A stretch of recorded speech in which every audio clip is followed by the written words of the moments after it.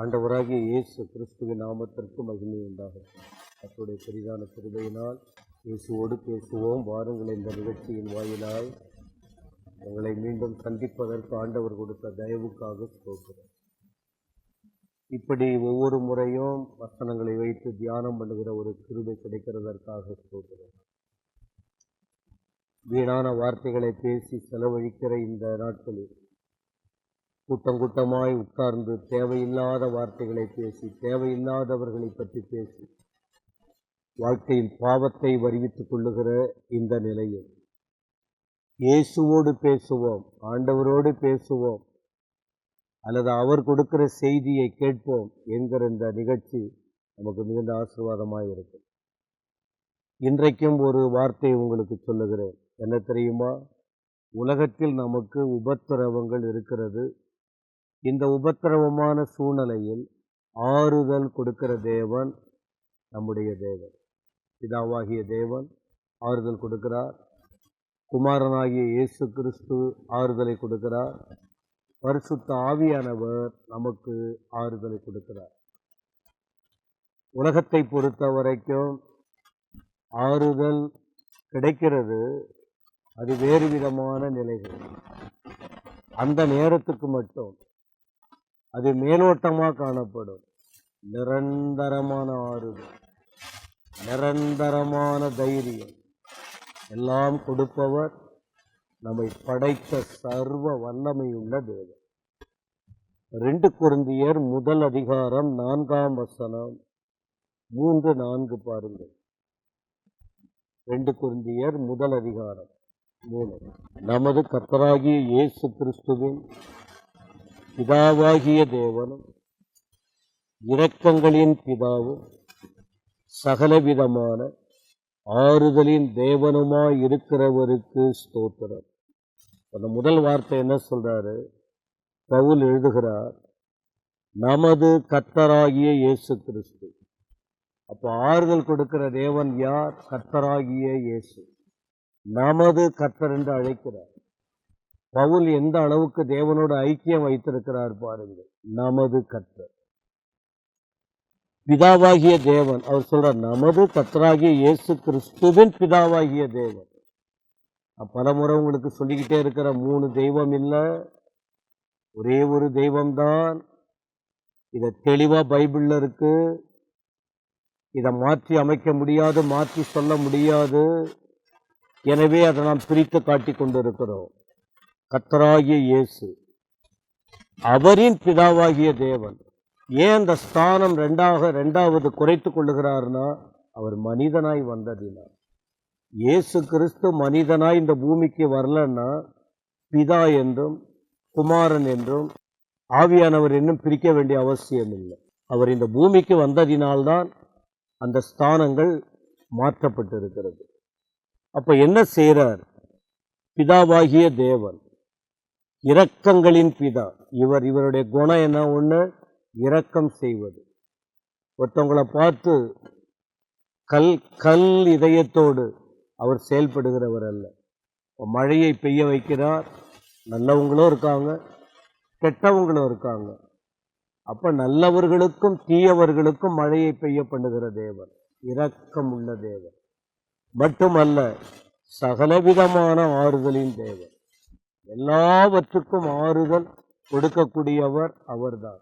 ஒரு குறிப்பிட்ட நிலையில் மட்டுமல்ல, சகலவிதமான ஆறுதலின் தேவனுமாய் இருக்கிறவருக்கு ஸ்தோத்திரம் என்று முதல்ல தேவனுடைய குணத்தை பற்றி, அவருடைய தன்மைகளை குறித்து சொல்லுகிறார். அப்போ அதற்கு கீழே சொல்லும்போது, தேவனால் எங்களுக்கு அருளப்படுகிற ஆறுதலினாலே. அப்ப இவர் எத்தனையோ மனிதர்களை சந்தித்தவர். பல தரப்பட்ட பட்டணங்களும் கிராமங்களும் மனிதர்களையும் பழக்க வழக்கங்கள் உண்டு அவருக்கு. ஆனால் ஆறுதல் அப்படின்னு வரும்போது தேவனை பற்றி தான் வெளிப்படுத்துகிறார்.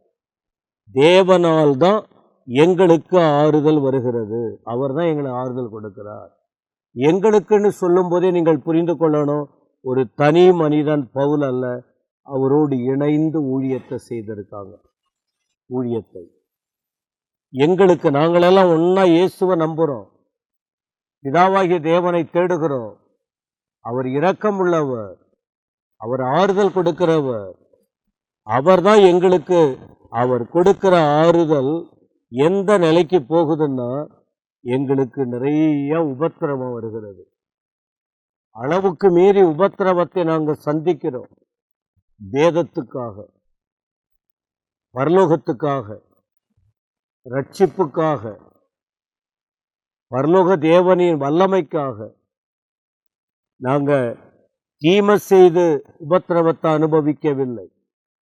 நன்மையை பேசுவதினால், நல்லதை சொல்லுவதினால், ஒரு நல்லதொரு நடக்கணும், நல்வாழ்க்கை வாழணும் என்று மற்றவர்களைப் போல வாழாதபடிக்கு ஒரு நல்லதொரு ஜீவியம் செய்ய வேண்டும் என்று தீர்மானிக்கிறதினால், தீயவர்களோடு ஒத்து போகாததுனால, பொய்யானவர்களோடு ஐக்கியப்படாததினால எங்களுக்கு பயங்கரமான உபத்திரவம் வந்துகிட்டு இருக்கு.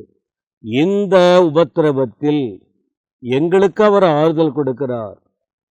அவர் கொடுக்கிற ஆறுதலால எந்த உபத்திரவத்தில் அகப்படுகிறவர்களுக்கு, அப்ப தேவனுடைய ஆறுதலை பெற்ற பின்பு இவங்களுடைய வேலை என்ன? ஆண்டவர்கிட்ட அன்பை பெற்றோம், ஆண்டவர்கிட்ட ஆறுதலை பெற்றோம். ஆனால் அதை நாங்கள் வைத்து கொள்ளவில்லை. இதை போல நிறைய பேர் உபத்திரவத்துக்குள்ள போய்கிட்டு இருக்காங்க. காரணமே இல்லாம உபத்திரவம். அப்படிப்பட்டவர்களுக்கு நாங்களும் ஆறுதல் செய்யும்படிக்கு இந்த ஊழியத்தை கவனிக்கிறீங்களா? பவுலும் அவரோடு சேர்ந்தவர்களும் எங்களுக்கு எங்க பசி தீர்ந்தா போதும், நாங்க ஆறுதல் அடைந்தா போதும் என்பவர்கள் அல்ல. ஆறுதல் கொடுக்கிற தேவனை கண்டுகொண்ட பின்பு எத்தனையோ பேர் ஆறுதல் இல்லாம தவித்து கொண்டிருக்கிறார்கள். அவர்களுக்கும் நாங்கள் பெற்ற அந்த அனுபவம், பெற்ற அந்த வழிமுறை, எங்களுக்கு கிடைத்த ஆறுதலை நாங்கள் மற்றவர்களுக்கு கொடுக்க வேண்டும். அதற்கு நாங்கள் திராணியுள்ளவர்களாகும்படி எங்களுக்கு வரும் சகல உபத்திரவங்களிலேயும் அவரே எங்களுக்கு ஆறுதல் செய்கிறவர். இப்போ இவங்க பலன் அடைந்தாதான், இவர்களுக்குள்ள ஒரு தெளிவு இருந்தாதான், நிறைவு இருந்தாதான் மற்றவர்களுக்கு அதை சொல்ல முடியும். 5ஆம் வசனத்தில் சொல்லுகிறார், எப்படி எனில் இந்த ஆறுதல் எங்களுக்கு கொடுக்கிறார். எப்படி? கிறிஸ்துவினுடைய பாடுகள் எங்களிடத்தில் பெருகுகிறது. அப்ப கிறிஸ்துவுக்காக நாங்கள் ஒப்பு கொடுத்தோம்.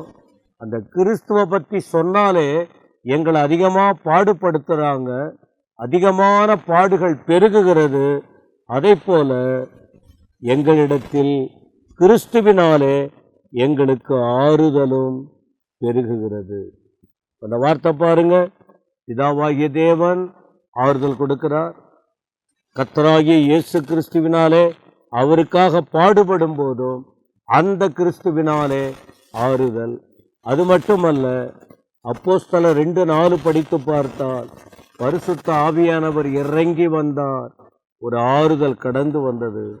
யோவான் 14ஆம் அதிகாரம் 16ஆம் வசனத்தையும் 26ஆம் வசனத்தில் படிக்கும்போது ஆவியானவர் வரும்போது அவருக்கு ஒரு பெயர் உண்டு, கேட்டரவாளர்.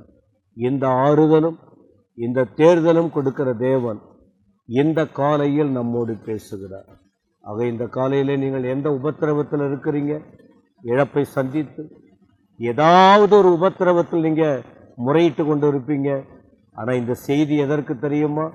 அன்றைக்கு திரியேக தேவனின் ஆறுதல் பவுல் பெற்றுக்கொண்டு, அவருடைய உடன் ஊழியர்கள் பெற்றுக்கொண்டு, இதன் மூலம் பிறருக்கு செல்லுகிறது என்பதாக.